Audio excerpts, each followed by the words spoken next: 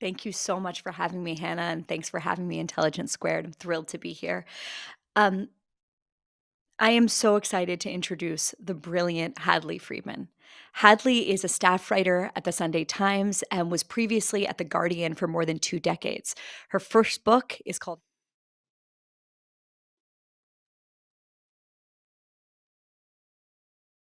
Seller, and her new book, as Hannah just said, is called Good Girls, a story and study of anorexia, which I read in one sitting, which almost never happens considering the fact that I have a 6-month-old at home, and I'm so thrilled to talk about it today.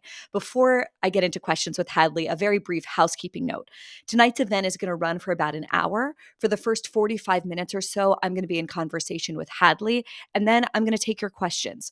You can ask them at any time. All you need to do is click on the Ask Question button under the video screen and start typing in your question. If you want your name to be mentioned, which I prefer, type it into the box and press send. Okay, let's get into it. Hadley, welcome to Intelligence Squared. Hi, Barry. Thanks so much for having me on. Thrilled you're here. Hadley, by all accounts, you were a really happy child. You loved singing in the house. You loved your gym uniform.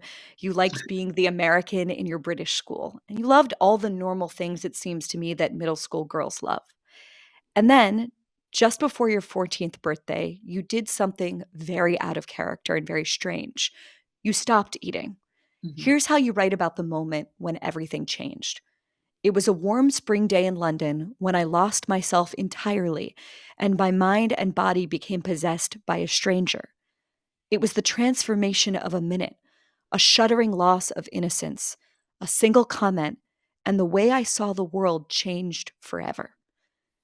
Take us back to that single comment, that single moment. What happened that day that changed your world?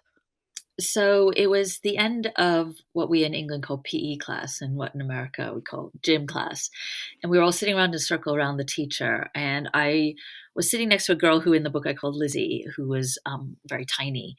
And I looked at my legs next to hers and I noticed, how small, how much skinnier her legs were than mine. And I said to her without really thinking about it, is it hard to buy clothes when you're so small? And she said, not meaning to say anything cruel at all, she just said, "Yes, I wish I was normal like you." And to me, it was like something cracked inside of me that never really fully repaired. I mean, when I heard normal, what I heard really Hmm. was not special, average, and boring. And it was that day that I started to stop eating. The words trigger and triggering are words that sort of get thrown around a lot these days. But it seems to me, reading this book and hearing you tell that story, that you actually had a very clear trigger. And it was that word normal. Let's just like go a little bit deeper in what was contained in that word for you. All kids, I think, want to be special in some ways. Like you said, I really liked being the American in my English school. I wanted to have an identity. I think all kids, or a lot of young people, look for an identity because that explains who they are to themselves and explains who they are to others. And to hear normal, that just meant no identity. There was nothing special about me. But you're right, it was a very specific trigger, but also it's not the trigger that made me anorexic, which is why I find people's obsession with triggers and trigger warnings sort of missing the point, to be honest. Anything would have triggered me. Like it could have been anything else that day, the next, the day after. The reason I was triggered was this accretion of life events in the past and how I processed them in my emotions. And then something just needed to push me over the edge. And that's what the trigger is. It's not the cause, it's just the little thing that pushes you over. So it's like a bomb had been building inside of you and it was just Mm, waiting for the spark. exactly. And I just think the way people obsess over triggers just shows them trying to have control, really. They're trying to stop their child getting ill or stop themselves from getting upset when the thing is not the trigger, it's the emotions and the cause for the upset inside that's the problem. I want to get in a little bit to our misconceptions about anorexia, which this book Mm, really challenged the way that I had thought about the disease. Let's stay in time for a minute. You have this moment in the gym where Lizzie says, I wish I was normal like you. What happens after that? Like, how quickly did things spiral out of control?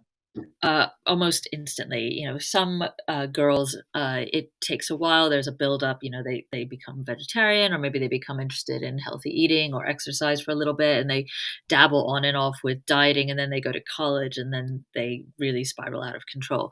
But for me, it was just instant. I remember going home that afternoon, and I always used to eat loads when I'd get home from school. I'd often have like two bowls of cereal while watching TV, and I suddenly thought, oh no, no, I can't do that anymore. And really consciously sitting there and not eating an after school snack. And then the next day, I wasn't eating the lunch at school, and things just really escalated. Like very soon, I wasn't eating breakfast or lunch. I wasn't eating any sweets. I used to have two chocolate bars or candy bars, as we say in America, every day. That went out right away. I mean, the other thing is, I was only 14 and very emotionally immature, so I had no idea how to lose weight. So I just thought, oh, you don't eat. Like, it's not like I had some conscious plan, like cut down carbs, cut down fats. So I just thought, oh, right, you don't eat. Like that was it for me. Tell us about the first time that you get checked into a psychiatric ward. Basically, the book you write, you have this journal entry in 1995 where you write in your diary, I just spent 3 years of my life in mental hospitals. So why am I crazier than I was before? And you basically track for us these four hospitals that you spend time in. You spent much of your life between the ages of 14 and 17 in various psychiatric wards in London. I would say trying to get better, but really much of the time it seems like the professionals in your life or the family members in your life are trying to help you get better. Take us back, if you would, to your first experience walking into Hospital One Yeah. and your parents' understanding of what was happening to you, your understanding of what was happening to you as a 14-year-old. So, the first one. The first hospital was a private, well-known psychiatric hospital in London, and the doctor. I'd seen the doctor a few days before, and he said to me, if you are anorexic, but if you can eat this cookie at home, then we can try to create an eating plan for you. And I went home, and my mom tried to feed me an Oreo, and I absolutely couldn't do it at all. Just the thought of how unbelievably guilty and fat I'd feel afterwards, just it was just impossible. And the anorexia is what it was the first sort of experience I had where I wasn't being a people pleaser. Like all my childhood, I was a people pleaser and trying to make my parents happy. And here was something where I absolutely couldn't make my parents happy. I would not eat. So I was checked into this hospital. My parents were, I mean, for my father, I think he thought, she'll be just get the food in her and she'll be okay. And I think probably my mom thought the same too. They hadn't had experience of hospitalization before. And I just thought, "Oh, this is gonna be fine." Like, I just kinda lie in bed all day, and it's gonna be a bit like the Madeline books, and, a nurse brings me broth occasionally, and I won't have to fight with my mom all the time. This is gonna be terrific. And we sat down in this room, and it was a really nice room because it was a private hospital that I got on my dad's health insurance. And the doctor said to me, "Okay, you're gonna stay here until you weigh this amount." And hearing those words, it was like the crack that had started when my friend described me as normal. Is like I fully splintered at that point. I became absolutely hysterical. And any parents out there of anorexics who are watching this will recognize this moment where I just started screaming, begging my parents to take me home, telling them that this was a mistake. I was wrong. I would eat packs of cookies, begging, begging, bargaining, and that is what almost all anorexics do when they are checked into hospital. Here's one thing that you write in the book that I was really struck by. You say this: anorexia is probably the most widely discussed of mental illnesses because the media and the public are always going to be fascinated by extremely thin girls and young women. But it's also one of the least understood. People think it's about wanting to be thin, they think it's just a matter of refeeding the patient. And they think it's a modern illness that's simply a response to modern preoccupations. Wrong, wrong, wrong, you write. So let's take each of those in turn. First, tell me why anorexia isn't about the food, why it's not about wanting to be thin, It's and definitely what not it about and what it is about. it's Tell definitely not about wanting to be thin. It's about wanting to look ill. It sort of astonishes me how people still don't understand that. I mean, we've all seen photos of Karen Carpenter. Do you think she was trying to look like a supermodel? I mean, when you see those photos of her and she's on death's door, no, she's trying to look ill. Anorexics know that, Christy Turlington or whoever is a famous supermodel now, eat more than 200 calories a day or whatever. Like they're trying to look ill because they're trying to communicate without articulating it that they're angry, that they're unhappy, that they're anxious. Those are the feelings that underlie it. And, that those are feelings that are communicated, through the food, yes, but mainly through the anorexic's body. Girls and women know that the first thing people see when people look at girls and women is how they look. So therefore, the loudest way they can communicate something is through their body. So a lot of girls and women are scared of articulating bad quote unquote feelings, because they're supposed to be good little girls, they're supposed to be people pleasers. So the way they articulate them is through their body. That's why the vast majority of anorexics are female, the vast majority of bulimics are female. That's why so many girls cut. And there are other ways that girls and women now express unhappiness and discomfort with womanhood through their bodies. You say that it's not about refeeding the patient. What is it about? Well, I mean, it has to start. It starts off refeeding the patient, to be fair, because often they're, in danger of themselves. That's why they get checked into hospital. Also, they can't really get a glimpse of what recovery is like until they're well enough to imagine without the anorexia, and you can't do that when you're, when you're severely underweight. But it's about learning to express feelings in a way and articulate your feelings and accept that unhappiness and anger and anxiety are normal parts of life, and that you're not a bad person for feeling those emotions. The last thing you say is that, you blow up, and you do this in such a powerful way in the book, the notion that anorexia is a modern disease. Tell us about, I mean, you really trace sort of like the roots of girls' sort of self-erasure, self-abnegation, the idea that this was considered saintly. Tell us a little bit Mm. about the historical antecedents, because most of us think Kate Moss, right? Right. And you like honestly, like that's I'm sort of the same age as you, and I was taken back to my 13th year, and the girls that had in my view at the time, the discipline to have the low-fat yogurt for lunch and the Right. picture of Kate Moss hanging in the locker. But Right. you really take us back sort of centuries. Um, Tell us a little bit about that.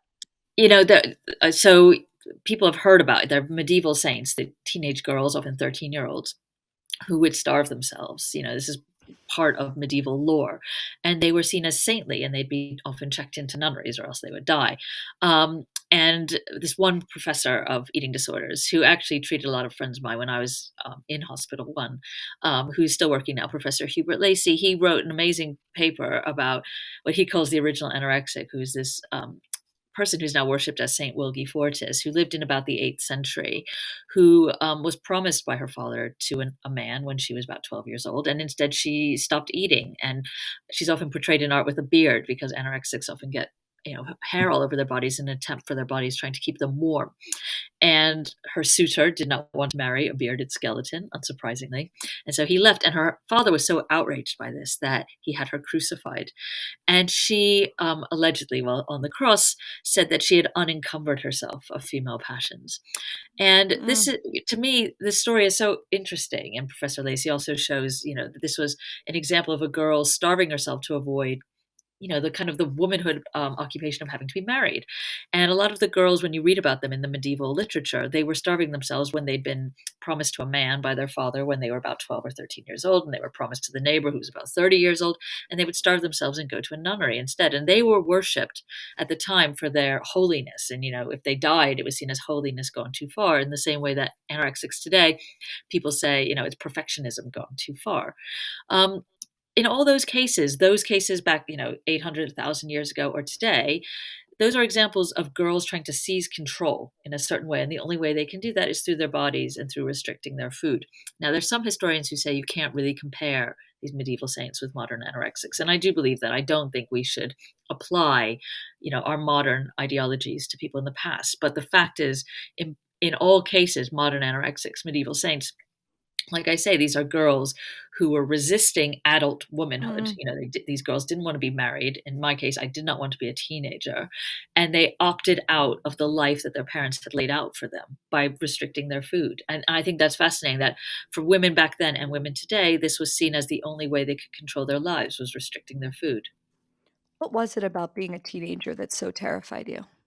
Well, I was a very emotionally immature 14-year-old. I definitely was, and there were a few things. First, of all, I was absolutely terrified of boys. I'd gone to an all girls school, and I had no idea what the kids at my camp. I used to go to this Jewish summer camp for 8 weeks every summer. I had no idea what the girls were doing when they'd be like taking their t-shirts off with the boys behind the cabin and sticking tongues into the boys' mouths. Like all this just seemed horrific to me. I just couldn't understand what was going on. And I knew that other people my age got this and enjoyed it. They liked making out with boys at parties, whereas I just wanted to stay home and watch, rom-coms with my parents. And the other part was I was terrified of leaving my mother. I could see that, childhood would be the end of our closeness, is how I saw it. And at the same time, I was scared of hurting her by going away. So for me, stopping eating was both a way to try to stay close to her and also a way to try to break away from her a bit at the same time in a very confused way without hurting her feelings. Because it would be like I was moving away from her, but it was sick, so it wasn't my fault. Mm, Um, so, with anorexia, there's a lot of dual things going on. There's a bid for independence by the child. I'm doing something that you can't protect me from, parent. mm, And also, they're asking for the parents to take care of them. I'm sick, take care of me.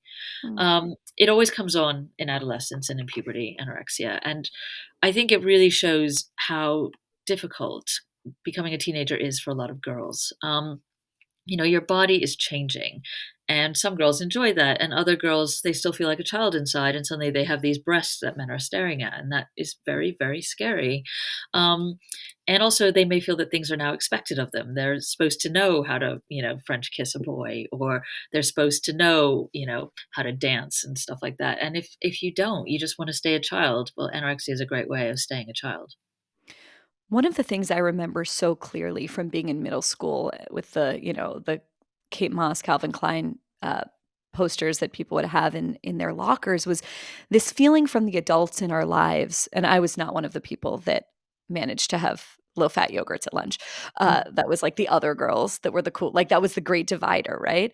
And the thing I remember from the adults in our lives was this sort of I don't know if hysteria is too strong a word, but this sense that heroin chic, which was so in at the time, this waif-like look among models, was causing the anorexia. Mm, mm, Explain mm. to us why those people were wrong, if they were. Yeah, yeah. I find it incredibly insulting when people say things like that, and it just really shows a certain kind of misogyny in society because anorexia is suffered very largely by women. So this attitude that it's just silly girls wanting to look like fashion models just shows how low respect is for girls and women. No one says that alcoholism is caused by beer adverts. Alcoholism is suffered by many, many Mm, men, and no one would demean it in that kind of way, saying, "Oh, you've just watched too many Heineken adverts." Um, the culture provides the lexicon through which girls and women can express themselves. So, sure, everyone is around you is telling you that thin is in. You can sort of think, okay, this is one way to be a good girl. But I'd never seen a fashion magazine when I stopped eating. It was totally, totally irrelevant to me. The only time fashion magazines played a role in my illness is when I would come out of hospital and I'd still be expected to put on weight. I would then, look at cover of Vogue and be like, well, she's got a massive thigh gap. Why do I have to put on weight and she doesn't?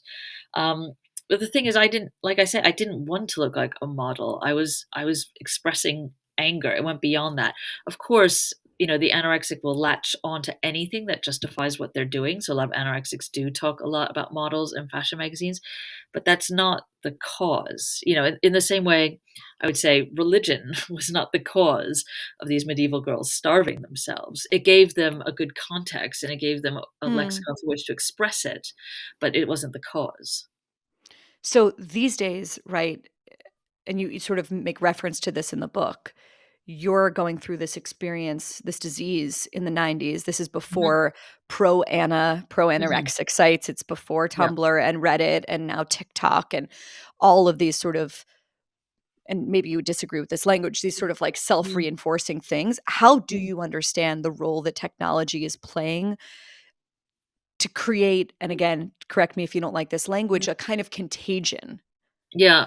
I mean, it definitely doesn't help. And from the girls I interviewed for the book, because I said to them, I wasn't around with, these Instagram sites and stuff. How does this hurt your recovery in a way? For all of them, they said it didn't make them anorexic. It just made it harder to recover, particularly with girls on Instagram, they would then have a community of other girls going through it. And often there was a kind of humble brag element Mm. to the Instagram girls. It'd be someone allegedly like kind of posting pictures of their recovery, but actually just showing, how much thinner they were getting. And it's quite hard to leave that community behind. My analog version of that was, every time I left hospital, my doctors would always say not to keep in touch with the girls I'd become friends with in there because you're then locked into that anorexic community mindset. So, the media changes, whether it's Vogue or TikTok or whatever, but ultimately an anorexic will look for anything to justify not getting better. So the media changes, but the mentality is always the same. But there's a competitive element even that you describe in your book. Mm, You describe this one hospital that frankly sounds just like hell on earth, where essentially it's a room of incredibly, incredibly sick girls with a long table in the middle, where you're basically forced to eat 3 meals a day and then 3 snacks a day. mm, And what you describe is, the sickest of the girls, one who's been force-fed by a feeding tube, mm, essentially is like, the queen of the table because right, she's been proven to be the most sickly. So, right. sure, it's not happening on Tumblr or TikTok or Instagram or whatever, but that same competitive element is still there in the hospital, even among the horrifically sick, some of whom tragically die from Yeah, the yeah. disease. I mean, that is kind of the problem with anorexia wards, in that the girls and women are there for 3 to 6 months. It's very different from an A&E ward when you're in and out in 3 days. So it's all girls and women almost invariably, and anorexics are very competitive. They always wanna be the ones who've eaten the least, who weigh the least, who are the sickest, who are the craziest. So we're all looking at each other. It's like boarding school ramped up on steroids. And there can be horrific bullying. There can also be wonderful support, like what each other's going through. But if you have a certain type of personality on the ward, then there is a lot of competitiveness. And I can imagine well how that plays out, on the internet and social media. But none of the young women who I interviewed for the book said they'd experienced that. What they have is the problem with the wards where everyone's kind of competing with each other and swapping tips on how to eat the least. The way that you structure this book, and it's just really, really beautifully knitted together, is you're going back and forth between your own story, your own experience, and then really educating the reader into the nature of this disease in a way that surprised me. I just didn't know so much of what was in there.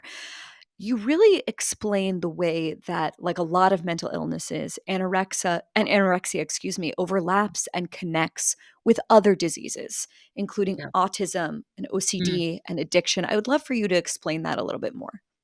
Well, definitely for me, OCD. OCD is a compulsion to do something nonsensical, really over and over again. And by doing that action, you bring yourself a moment of self-soothing, really. Um, and anorexia is like an OCD in that not eating is self-soothing to the anorexic. It's also an addiction in that you become addicted to starvation. And in fact, in the first hospital I was on, we shared a ward with the addicts, and an addict will do something over and over, that kind of Einstein definition of insanity. You do something over and over knowing the result. You take drugs over and over knowing how, you're going to get wrecked or you get drunk. An anorexic too, you're going to keep starving and eventually someone will put you in hospital. But you can't stop yourself doing it. It's a compulsion. It's a compulsion as much as drug taking and OCD. And the autism thing, I hadn't really known about that until I started talking to doctors for the book. But there's been a theory around for a few decades that anorexia is a female version of autism because the tests for autism are really geared towards little boys, and little girls are better at mimicking social cues.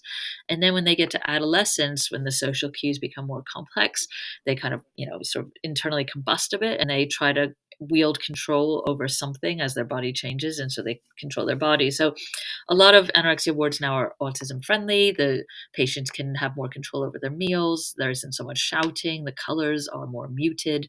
Hmm. Um, and then also gender dysphoria. So is another obvious sort of issue where there's an overlap with anorexia in regards to teenage girls. Yeah, that's one of the most sharply argued and strong parts of the book is the way you illuminate how the teenage girls suffering from gender dysphoria right now share so many of the core fears, at least in your experience, of anorexic girls. Fear of womanhood, fear of Mhm. growing up, fear of going through puberty. Talk to us a little bit about that.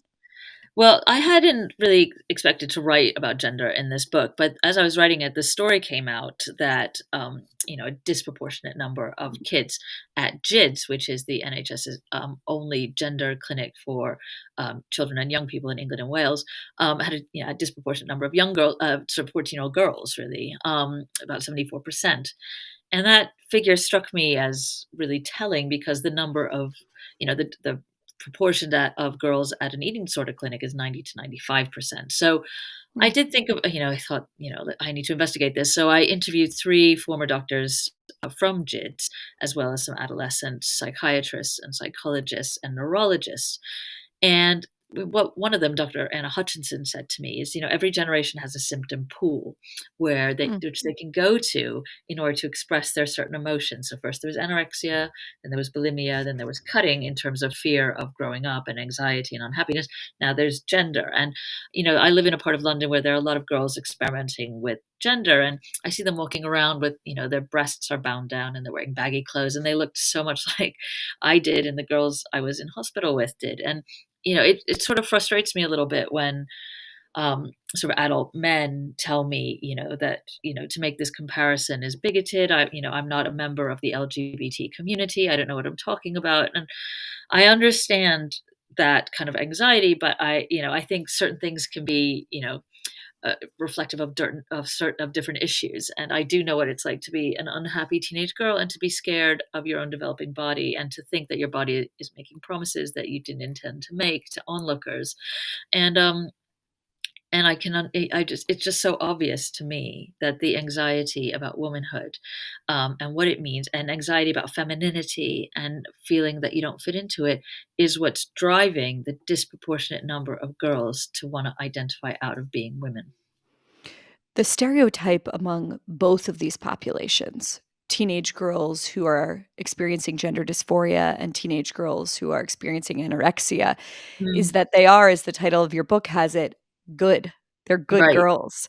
They right. are smart, they're high achieving, they wanna be perfect, they're people pleasing. How much of that stereotype matches the reality of what you experienced? Well, it certainly matched me, and it matched a lot of the girls I was in hospital with, but definitely not all of them. It was at the private hospital I went to, the first one.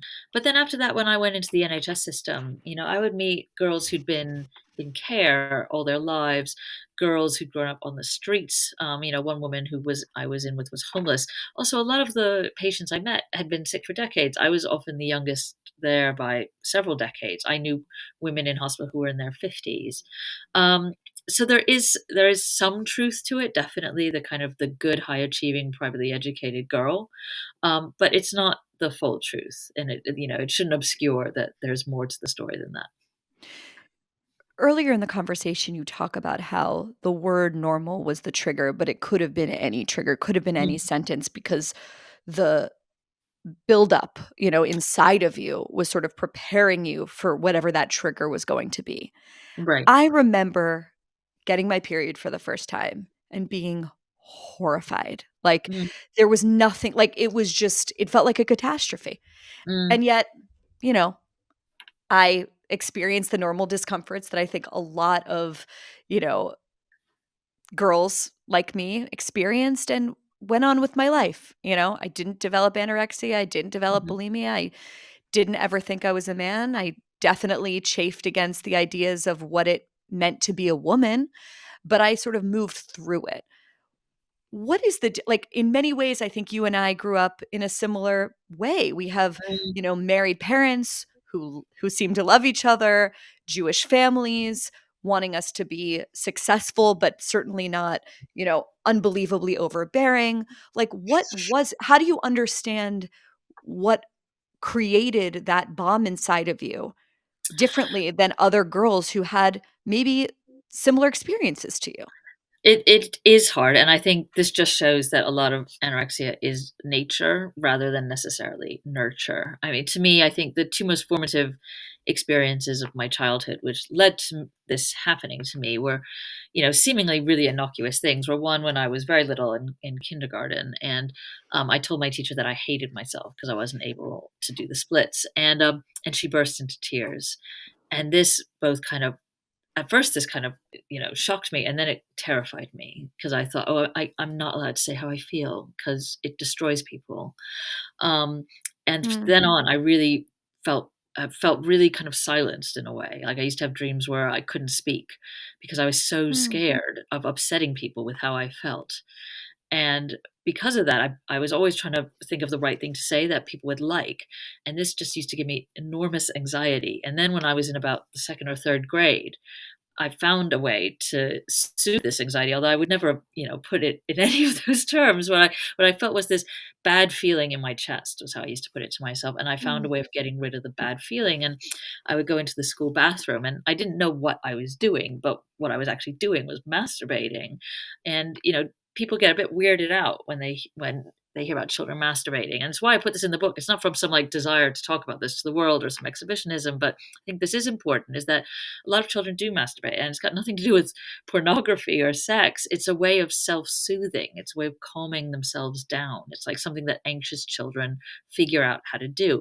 And when adults catch them and freak out, that can be mm, incredibly damaging.